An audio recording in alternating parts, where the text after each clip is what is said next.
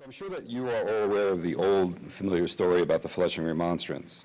In summary, in December of 1657, we're traveling back in time considerably now, residents of the English town of Flushing, which is Vlissingen in Dutch, signed a formal protest or remonstrance against the policy that restricted the activities of Quakers and was issued by New Netherlands Director General Petrus Stuyvesant. This version of the story was popularized in the late 1940s, soon after Americans fought a brutal and costly war against the oppression and tyranny of fascism, and were fearful of the new communist threat to their liberties that seemed to be emerging. They found comfort in meeting in a story of American religious freedom arising from a noble fight by Englishmen against Dutch oppression and tyranny. The Flushing Remonstrance became an icon of this struggle when it was included in a collection of 80 historical documents that traveled New York State in 1949 as part of the New York State Freedom Train. An official document book from which this slide is taken, that's the Flushing Remonstrance on the left, was prepared for those who wanted to contemplate these documents at home. I would suspect that nobody ever really read this. And you'll know why in just a few minutes. Beginning in the late 1970s, I think a negative perception of Dutch New Netherland changed significantly after Charles Gehring began to publish his new translations of 17th century Dutch documents that are held at the New York State Archives. Together with Jannie Venema, that work continues to this day. And armed with this new evidence, historians have developed a more accurate understanding of New York's early Dutch period. And when telling the Flushing Remonstrance story on its 350th commemoration in 2007, many historians, including myself, offered a new perspective of the story that emphasized the power and impact of 17th century Dutch culture. We live in a very different time and place 10 years later, and I think it's perhaps a good time to reconsider the Flushing Remonstrance story, which is what I'd like to do for you this evening. I hadn't thought about the subject much since 2007, so I'd like to thank Tom Reller for inviting me to give this talk and giving me a chance to reconsider it.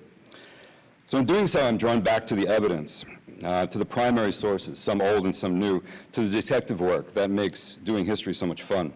And as I take a stab at this new perspective, I'd like to build on the work that other historians have made. I've done recently on the Flushing Remonstrance, notably David Voorhees, Evan Heffley, and Charlie Gehring, as well as what I've learned about doing research on this period for many years. Okay, good. Let's begin by examining the document itself. It's found in the collection of minutes of the New Netherlands Director General and Council, which is the colonial provincial government of the colony, which, as you know and you can see, was damaged by the fire. But as you can see from this slide and the line that I've drawn across the top and the bottom, we are lucky that photographs were taken of the document before the fire, so we know exactly what the full document said. And if we look closer, but I'm sure you're not going to be able to get that close, we can see that the document, even though it's written in English, it's written by a person who knows 17th century Dutch. And you'll have to trust me on this, but the formation of the letters gives us that clue. Also, the handwriting in this document differs from the previous pages in the records, so we don't know precisely who wrote it, but we do suspect that it was written by a Dutch official, probably a notary, for inclusion in the council minutes to the body to whom it was presented. The third and final page, the signature page, is a bit more intriguing. Sure, you can see. Notice that there appear to be some actual signatures or marks, kind of at the top, and then a listing of names written in the same handwriting, and then corrections added to it. When we imagine a petition with signatures, I think many of us conjure up an image of the Declaration of Independence being signed by the delegates to the Second Continental Congress. Actually, we know that that didn't happen. The only person who originally signed that document was John Hancock. That was the reason his signature appears larger than the others, who were reluctant to immediately sign their own death warrant. Their signatures were collected later by a congressional secretary. But the image of Flushing residents lining up to sign this petition is also inaccurate. Testimony given several weeks after the document was presented do not match the way the signatures appear on this document. So, for example, the names of Field men. So we have Anthony Field, Robert Field, Jr. Those two names were actually written separately at different people's houses. So I think it's reasonable to conclude that maybe several of the signatories were present when the copy was being made, and that other names were added by the recorder after the fact. Essentially then, what we have and what you see here is a contemporary copy of the actual document. So what does it really say? Rather than a blunt protest against perceived Dutch persecution, the protesters begin by presenting their objection to a specific New Netherland policy. By using a remonstrance, they are hoping for some type of accommodation and redress of grievances rather than to provoke a confrontation. In the Dutch tradition, remonstrances, which are typically from town magistrates that often include a rationale, and petitions, typically from individuals with specific requests, but essentially the same, were issued with some frequency. In the year before the Flushing Remonstrance, magistrates from the Netherland towns presented at least 10 petitions and remonstrances to the Director General and Council, requesting a variety of actions and reflecting a variety of grievances. One of these actually came from Flushing magistrates on January 28, 1657, signed by both the town clerk, Edward Hart, and the town scout, or sheriff, Tobias Fake. In this petition, Hart and Fake recognized Stuyvesant's recent request for a tax on beer and wine, then asked him to resolve a boundary dispute with the neighboring town of Hempstead. They included by asking the Director General and Council to support the rights and privileges contained in their charter, to which they willingly submitted. Flushing's remonstrance later that year in December made a new and different request, that the town be exempt from following Stuyvesant's directive against providing Quakers with food and shelter, which they were unwilling to obey. They claimed that they were making this request in keeping with the Flushing patent and charter. Flushing signatories were not advocating for religious freedom as we know it today. They were trying to conflate their own interpretation of freedom of conscience with what they thought they were guaranteed under Dutch law. According to 17th century Dutch tradition, civil and religious authorities believed that they should work together to achieve social cohesion and avoid social conflict. The Dutch Reformed Church was the official public church, but not a state church. The civil authorities were charged with protecting and supporting it, but church administrators and leaders were not government officials. From its very beginning, the West India Company was dedicated to supporting these goals, which were especially important in the wilderness environment of New Netherland. For other religious groups, the Dutch tradition of tolerance applied. Tolerance meant that individuals have a, quote, liberty of conscience, unquote, that allowed private beliefs to be held and practiced within households, but public worship was not permitted. Full religious toleration, in the way we use the term today, was perceived as a policy that would weaken the fabric of society. Witness the chaos and violence in the religious wars in France and England and the Germanic states. In other words, as long as you kept your non-reformed beliefs out of public view, Dutch authorities would wink at them, a practice that was referred to as connivance, one that would avoid violence and disruption caused by strict enforcement of religious conformity. Thus, as long as these prohibited non-reformed worship services, which were known as conventicles, were kept out of sight, the practitioners would have nothing to fear from authorities. So were the Flushing petitioners aware of this tradition? I would say definitely.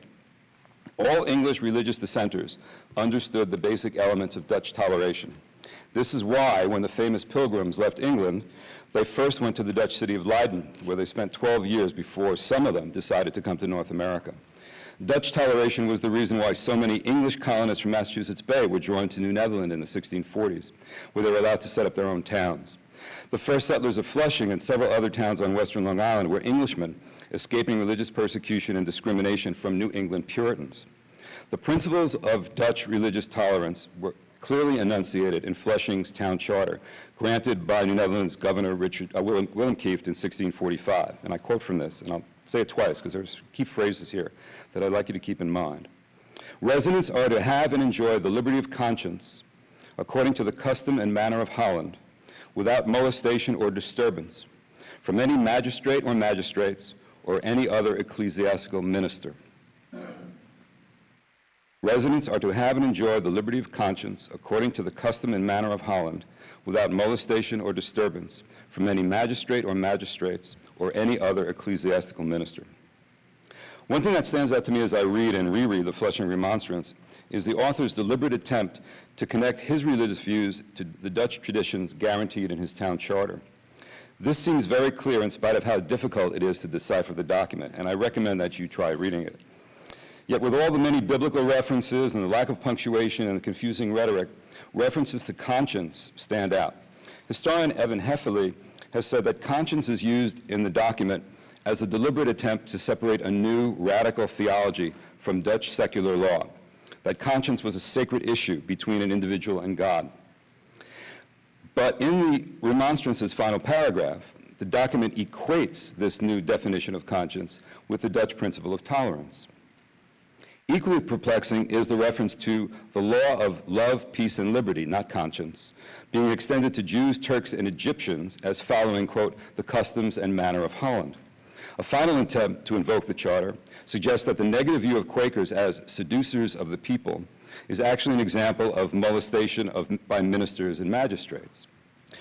That this awkward phrasing was an attempt to invoke the privilege of liberty and conscience protected by the Charter was acknowledged later by two Flushing magistrates who also admitted, and I quote from them, "If they were in the dark therein, we desire that your honor direct us."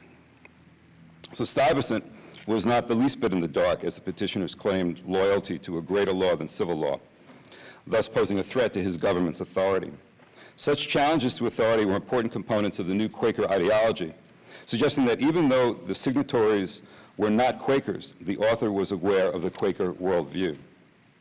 Stuyvesant's response was swift.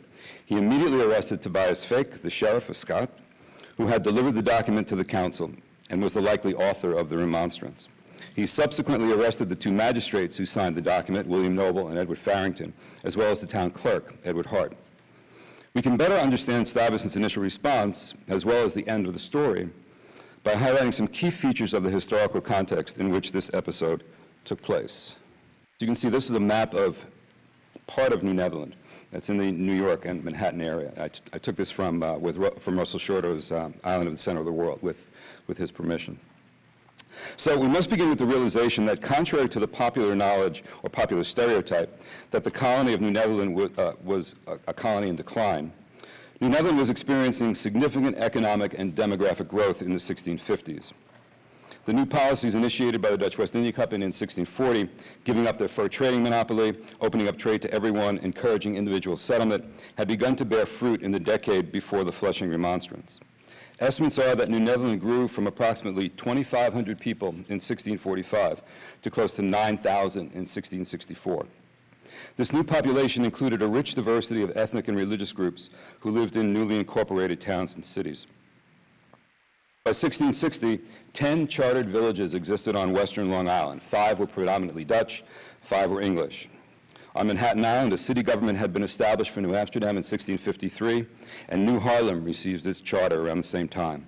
Elsewhere in New Netherland, Beverwijk, now Albany, and Wildwijk, now Kingston, had also had their own local governments.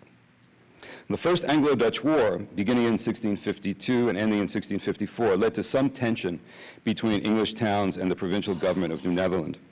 It's worth noting that the fear of invasion from New England, with the possible support from Englishmen in New Netherland, led to the building of the wall in Manhattan. Like most English towns, Flushing grew peacefully within the colony for several years after their 1645 charter, but became a hotbed of sedition against New Netherland with the outbreak of the war. Captain John Underhill, a notorious figure now residing in Flushing, openly supported the false charges that the Dutch were agitating the local Indians to fight against the English.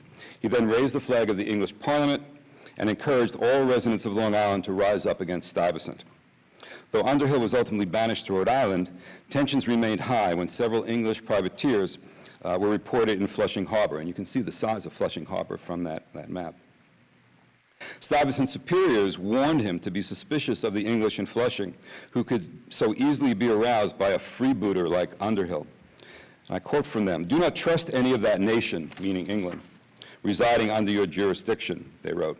"Their immigration and having favors granted them must henceforth be restricted," and I quote again, "so that we may not nourish serpents in our bosom who might in the end devour our hearts. You will act accordingly." With the end of the First Anglo-Dutch War, immigration continued to increase.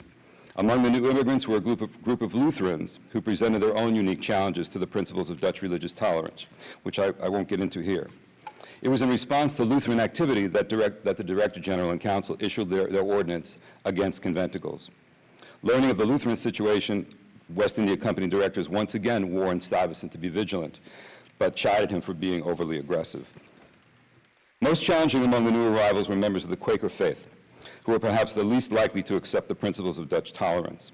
Founded in 1645 by George Fox, the Society of Friends was among the most radical, extreme religious sects that developed during the English Civil War. These people were the least likely to keep their inner light under a bushel. When Quakers first arrived in Puritan New England in the 1650s, their sermonizing, taunting, and jiggling fits of spiritual frenzy created public confrontations with authorities who punished Quakers with flogging, ear cropping, exile, and hanging. Quakers were known for their persistence, however, and they were willing to accept the pain and suffering of martyrdom for their beliefs. In New Netherland, Quakers had settled in some of the English towns on western Long Island, but did not make up a majority of the population there, nor were they universally welcomed by the English. In the summer of 1657, the Quaker presence was more pressingly felt when a boatload of them arrived in New Amsterdam harbor. The vessel flew no identifying flags, refused to offer the typical cannon salute, and its captain, when required to appear before Stuyvesant, refused to show him the proper respect by taking off his hat. The ship left the next day for Rhode Island, but left behind two women who, according to an eyewitness, and I quote from the eyewitness, began to quake, putting their fury at work, preaching and calling out on the streets that the last day was near. The people got excited and assembled, not knowing what to do. One called fire, the other something else. Some confusion on the streets of Manhattan. The women were soon deported to Rhode Island, a place one reform minister called the latrine of New England, where all the bandits of New England go. There is some evidence, however, that one of these women may have gone to Flushing first and spent some time with Tobias Fake. Soon after this episode, Robert Hodgson, another recent Quaker arrival, was arrested by an English magistrate in the town of Hempstead for trying to hold a Quaker service. He was soon sent to Stuyvesant, bound to the back of a cart. For his violation of the proclamation on conventicles, he was offered two alternatives: pay a fine or work for 2 years chained to a wheelbarrow with a Negro slave. Hodgson refused to pay the fine, refused to work once chained to the wheelbarrow, and was then beaten and imprisoned. This harsh treatment aroused sympathy in New Amsterdam, and Stuyvesant finally decided to simply banish him. It was in this context that Stuyvesant issued his proclamation ordering that anyone who sheltered Quakers would be fined 50 guilders, half going to the informant, and that any ship bringing Quakers into New Netherland would be confiscated. Other English towns complied with the new directive. 12 residents of the town of Rusthorpe, Jamaica, identified Henry Townsend as someone who had given food and lodging to the Quakers and reported these transgressions to Stuyvesant. In the English town of Gravesend, the Scot imprisoned one John Tilton for harboring a Quakeress. Only the town of Flushing protested.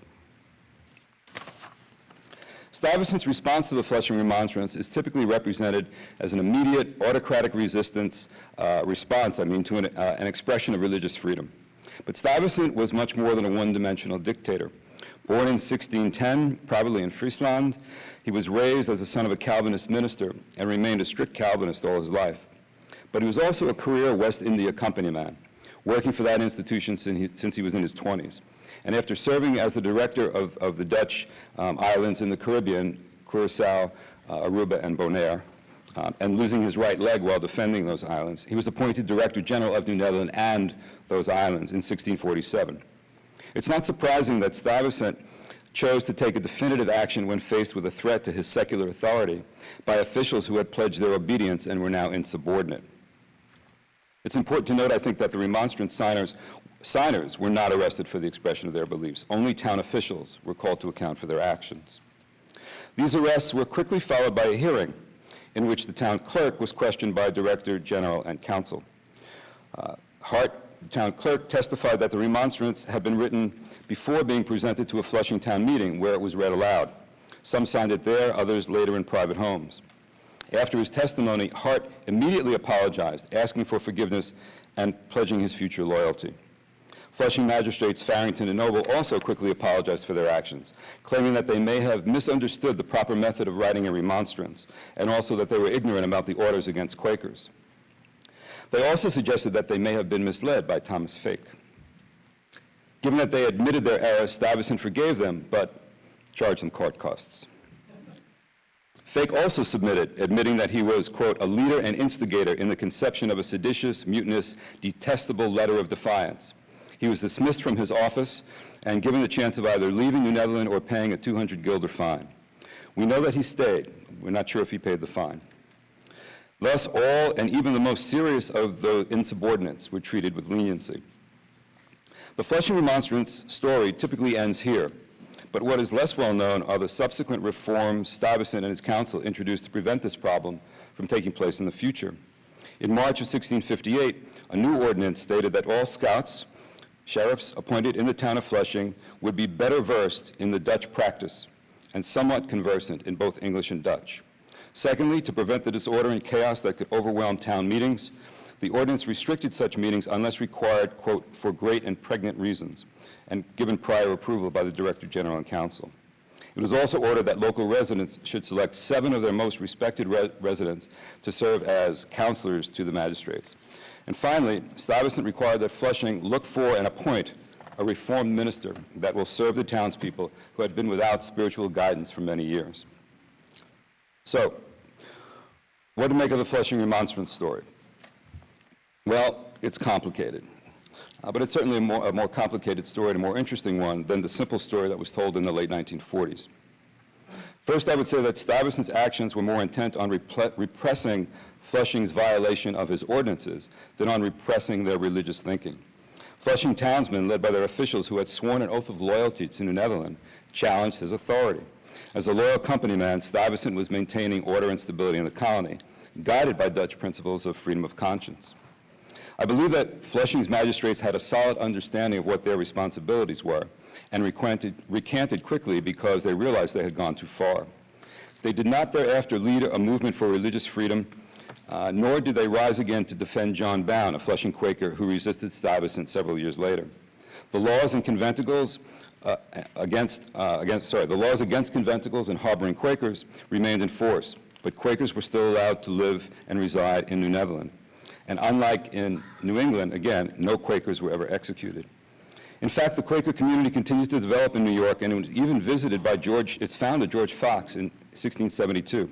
A Quaker meeting house that was built in Flushing in the 1690s is maintained to this day by Quakers. Secondly, I think this is a story of cultural negotiation, in which a cultural minority attempted unsuccessfully to assert its position within a dominant culture. Unfortunately, the tensions that existed within this time period prevented a less confrontational and dramatic resolution. But as we know, I think, any attempt by political institutions to constrain ideological passions is extremely difficult. Perhaps compromise within the framework of Dutch tolerance was not possible, though it was the Dutch principle of freedom of conscience that brought people of different faiths to New Netherland initially. Perhaps different leadership in both New Amsterdam and Flushing might have produced different results. Or perhaps public passions were manipulated by a local government official.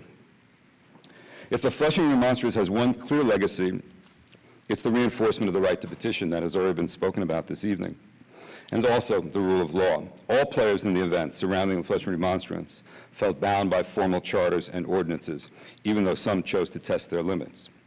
So clearly there are many more questions I think we can ask about this topic. I hope we'll continue to look at the evidence and make this story and other history stories more meaningful. Thank you very much.